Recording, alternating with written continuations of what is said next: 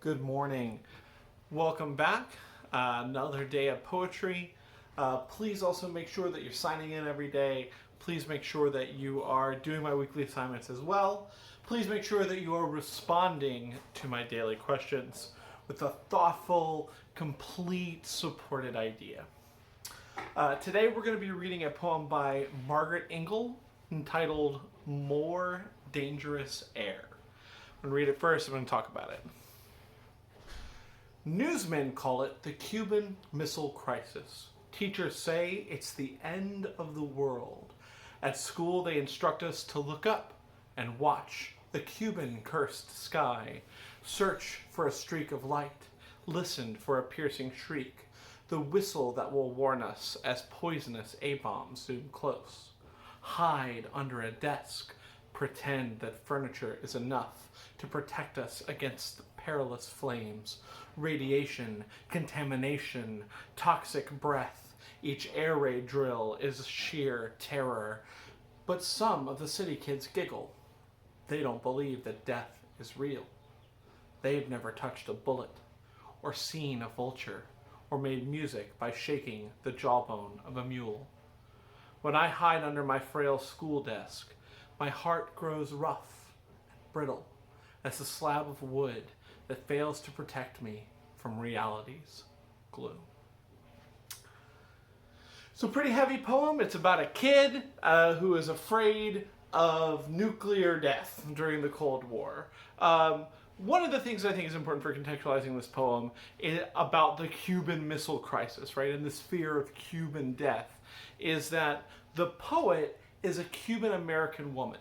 And she's really kind of thinking about and reliving her experiences being told that these evil Cuban missiles are coming to kill everyone, while coming to grips with her own identity as a Cuban American.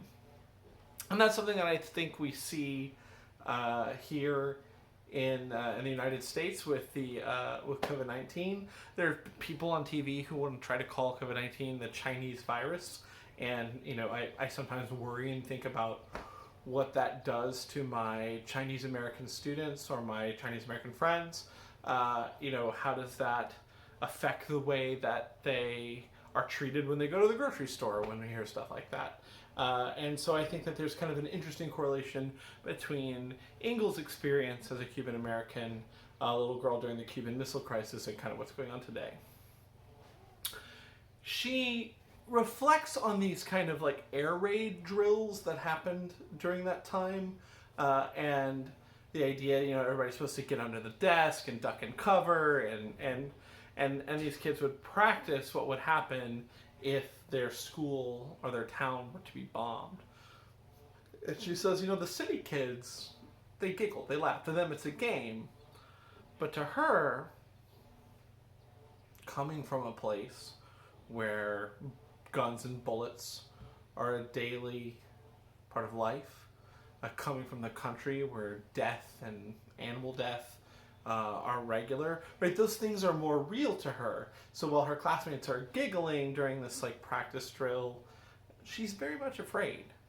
I relate to this big time.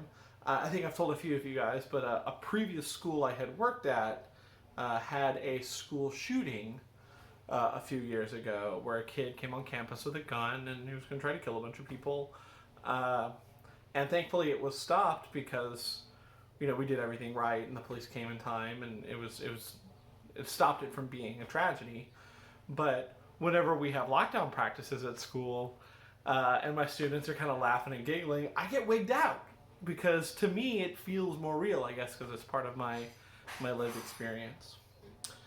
The thing I want you to think about today is this idea of, you knowing enough, you having enough lived experience to be afraid of something or worried about something when other people aren't. What is that for you? Make sure you respond completely to the question I leave you in the text below. Have a good day. Stay safe.